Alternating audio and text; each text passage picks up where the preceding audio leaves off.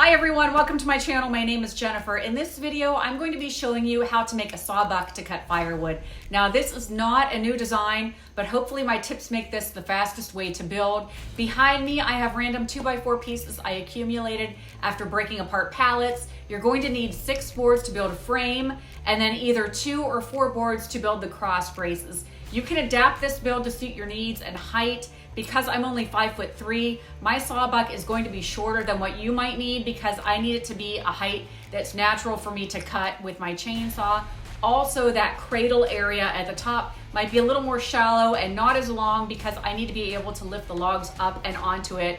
So chances are my pieces might be shorter than what you might need. So the tools that you are going to need are going to be some type of a saw. Use a miter, jig, or a hand saw. You're also going to need a drill and fasteners of your choice. That said, my first tip is to get these pieces ready in batches. The other videos I watched were perfectly fine, but everyone methodically marked out and prepared each board individually. I don't really see an advantage to doing that. So I'm going to use a clamp and do 3 of the supports at a time and cut them all in one fell swoop. I realize this is not super scientific. The scrap pieces I have to work with are 5 feet in length, and I cut a 30-degree angle on this test piece, and I've got it propped up here on my sawhorse to just kind of figure out about in what area I'll be cutting, and it's about the top of this sawhorse coincidentally. So I'm probably gonna do my bolts about 24 inches down. All right, so to save time, what I'm gonna do is put 3 of these together, clamp them. I'll make sure they're nice and even. Now, I went through a random drawer that I have that has a bunch of bolts and like nuts and stuff. This is the hardware I'll be using. You just need to pick something that is long enough to go through 2 boards at a time. And this one is, it'll come out the other side and it'll allow me enough threading there to fasten that nut on. I'm just going to go into my supply of spade bits and find one. The 3/8 looks to be about the right size, so I'm gonna try that first.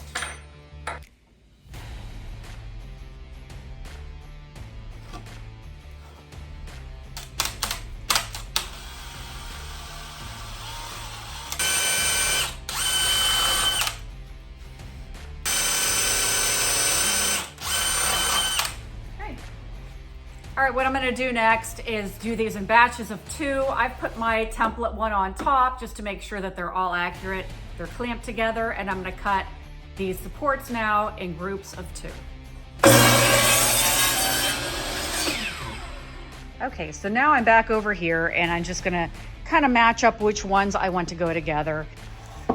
Those 2, and then these 2. So the next thing I'm gonna do is put these together.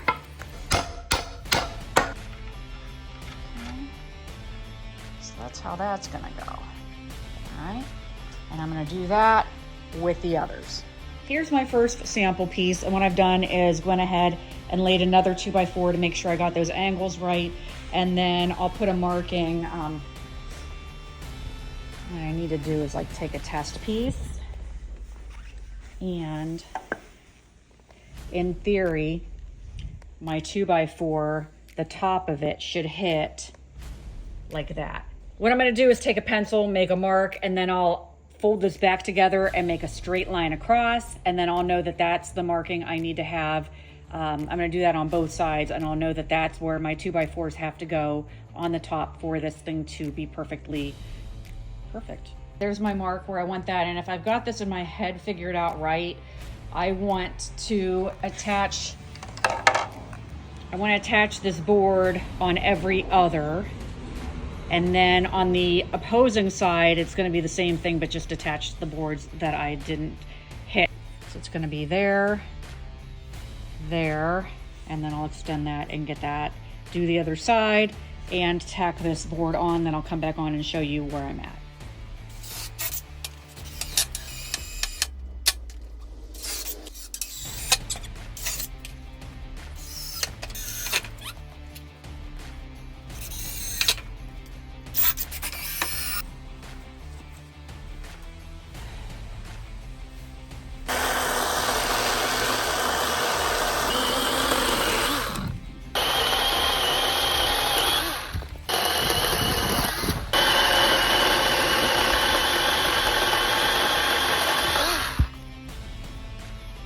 And a couple of things I might change. I might add, now this is heavy for me to carry, especially far away in my yard. I have a huge yard.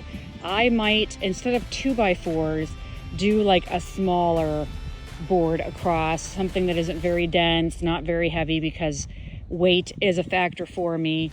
And I also would probably go to a lumber yard and buy nicer lumber. This is scrap. Some of the boards were chewed up and twisted, and I would have probably picked more pristine boards. I also think I'm going to trim a little bit off of the top of these cradle supports because it was a little difficult for me with my size to get these longer pieces up and over that. So I don't think that these necessarily need to be quite that long. Just a smaller V would even keep a log in place. I probably will take these down to about here, and I think that would be sufficient for what I'm going to need to do. If you're not already a subscriber, I hope you'll hit that button and also ring the bell and all that stuff. If you like and comment, this does push my videos to more DIYers and a larger audience, so I do ask you to do that. Also follow me. I'm on TikTok, Instagram, and Facebook as well. As always, thank you for watching and supporting my channel, and until next time, take care.